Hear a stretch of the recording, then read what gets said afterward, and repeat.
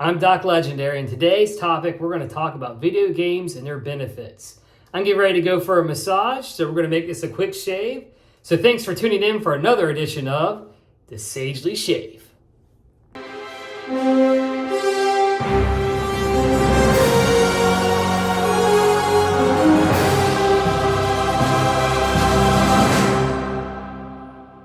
All right, let's hop right to it, because I'm running a little bit behind. So first off, welcome. Hope you're having a good day. I'm getting ready to go treat myself to a nice massage, get my back worked on a little bit. Work day's over. Been working hard today, trained some new physicians and nurse practitioners on some stuff in the EHR. But today we're going to talk about video games and their benefits. So I remember growing up, video games were kind of taboo in the 80s and in the early 90s, and it really didn't become mainstream until like the turn of millennium, right? Well, I tell you, man, nowadays it is mainstream. Like everyone plays video games, it seems like. But I remember being told by my parents that, hey man, you're never going to amount to anything if you keep playing video games. And here I am, I'm a family medicine physician and a clinical informaticist, and I help run technology for a healthcare system. So I think I did pretty okay. And also I, have learned so many skills from video games. So I want to kind of highlight some of the benefits from playing video games, especially if you're a parent out there who's worried about your kid playing video games. Now, granted, there's limits on how long you should let your kid play video games, even for yourself. I remember I went through a stage of my life I was addicted to EverQuest in college, and I really stay up till like 2 a.m. every night playing EverQuest with my friends, which was fun, but almost caused me to have some, failing grades, but I didn't. I actually did really well in college. So what are we shaving with today? Forgot. We got the Island Man. It is 95 degrees outside. It's hot, guys. It's hot. It's too hot for me. I got my trusty Henson shaving AL13 mild with a Gillette Silver Blue 4-day-old blade, preheated. Now let's get shaving. Oh, this is going to feel so good. No menthol in the mix today. I just wanted some pure Island Man, because this stuff, man, it just smells like the Caribbean. And I just can't wait to get on a cruise ship and go back down to the Caribbean. And oh, look, got some shave soap on my brand new polo. Oh, well, big deal. Get it clean, right? So video games. So I remember I grew up with the original SNES, and my first big video game that I played. Now, granted, I had an Atari 5200, and I played Gorf and Moon Patrol and Pac-Man and all that. But my first big video game was the original Legend of Zelda on the NES. And I think I was like 6 years old. And not only did I figure out how to beat that game on my own, but I figured out how to walk through walls and beat the second quest before anyone else in my neighborhood did. I was like a freaking legend, man. Gotta remember that.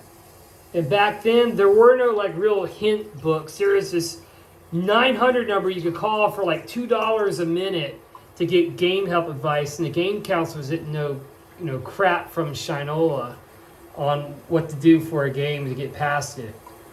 Well, anyway, I remember beating The Legend of Zelda, and then Super Mario Brothers was amazing. And those games taught me how to think spatially, how to solve, pretty simple puzzles, but also how to think abstractly. And as I got older, I got into role-playing games, the Final Fantasies, games that have story to them, a lot of dialogue.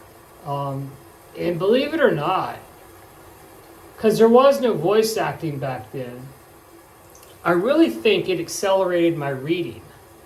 I learned how to read by playing RPGs, which I think is amazing.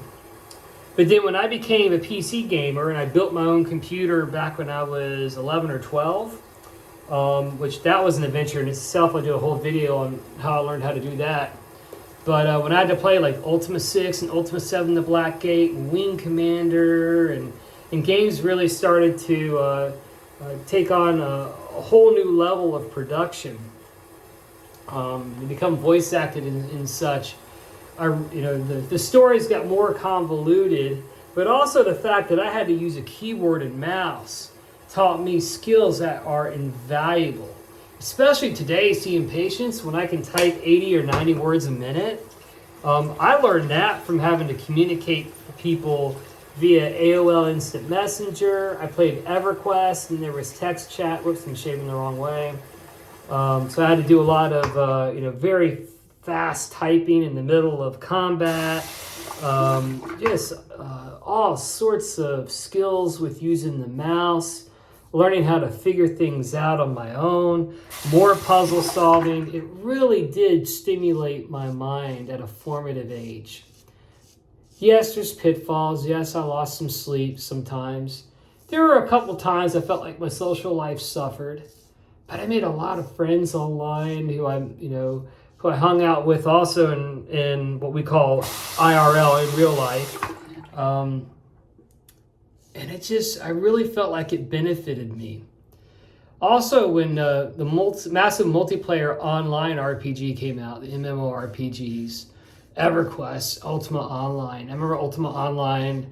I learned about player versus player combat. That was a lot of fun. But also EverQuest was amazing because your character had a reputation. You had to uphold that reputation. So if you were a bad player or you scammed people, everyone knew about it and they would not group with you. So you had to learn social skills online. You had to learn how to type, and you had to play your character well, which meant that you had to learn and read a lot to learn to play your character well. And leading a guild taught me all sorts of amazing leadership skills that I still use today. How to deal with conflict between members, how to be fair and equitable to people. I do that with people on my team now. I know how to listen twice as much as I talk. Those are things that I'm going to get another pass here because I feel like I got a good pass on that one. Those are things that running a guild really helped teach me, and without video games I would have missed out on developing those skills, more so than I would have gotten from some crappy PowerPoint or some idiot getting up there and giving some LinkedIn learning or some course. That was like on-the-job training in a sense, It was amazing. The other reason why I like video games, it was cheap entertainment, Where else for $50 can you get, anywhere from 50 to 70 hours of entertainment? It kept me out of trouble too, I wasn't much going out clubbing and stuff in my college years. I did it a few times, but really wasn't much into it. Saved a lot of money, had a lot of fun, met a lot of cool people, did a lot of cool things, and I really credit playing video games with helping with that.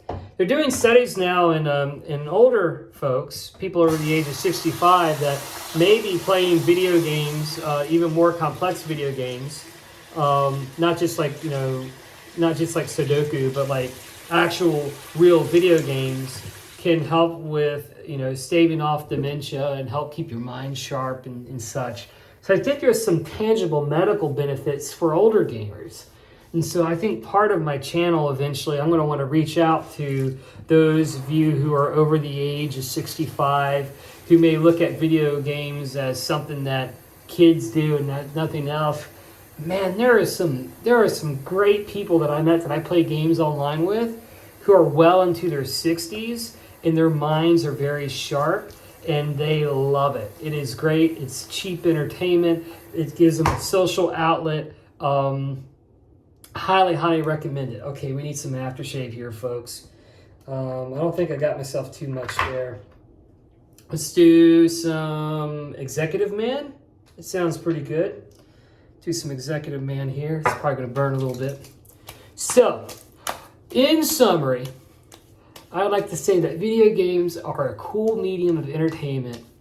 And if your kid plays video games, I would highly encourage you to keep an eye on them and monitor their usage, but I wouldn't worry about them because they're learning as they go along. It's a form of entertainment that also has some teaching in it. And I'm going to be streaming some games. I've got my streaming rig set up. I've got some more stuff arriving via Amazon today. New green screens, new everything. I'll do some VR headset setup stuff. I got a Valve Index. But eventually I'm going to stream a couple of my favorite games for learning: Satisfactory, Factorio, and Dyson Sphere Program. And those are all about building a factory, and it takes a lot of abstract thought and a lot of engineering type of principles. So absolutely, there's a whole world out there of learning with video games. So be open-minded about it. All right, I'm going to go get a massage. I hope you have a wonderful day. If you like the content, like and subscribe below. Otherwise, have an awesome week. Doc Legendary out.